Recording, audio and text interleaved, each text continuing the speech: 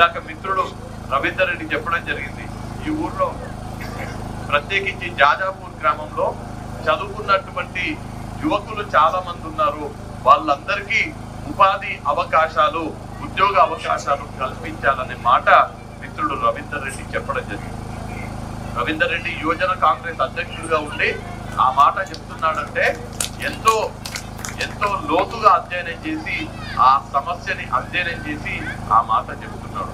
ఖచ్చితంగా ఇవాళ మీ నాయకుడైనటువంటి రవీందర్ రెడ్డికి నేను పన్నికమ్మ ఇద్దరం కూడా హామీ ఇస్తున్నాము.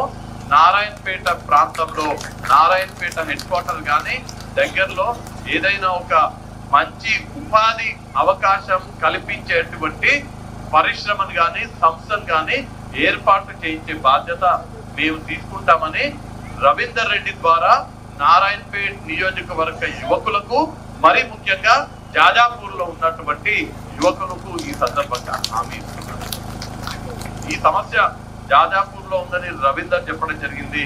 దాదాపు అన్ని గ్రామాలు ఈ ప్రాంతంలో ముఖ్యంగా రెండు సమస్యలు, ఒకటి సాగునీటి సమస్య, రెండవది ఉపాధి సమస్య.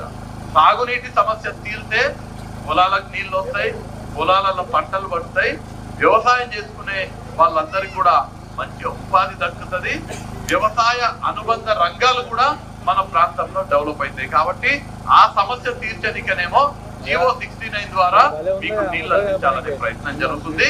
ఖచ్చితంగా వారం రోజులలో రేవంత్ రెడ్డి గారి నోటి ద్వారానే నాకు పన్నికమ్మ చెప్పినట్టుగా మీకు అందరికీ శుభవార్త అందదు. రెండవది ఒకటేమో వ్యవసాయం, రెండవది ఉపాధి ఉద్యోగ అవకాశాలు.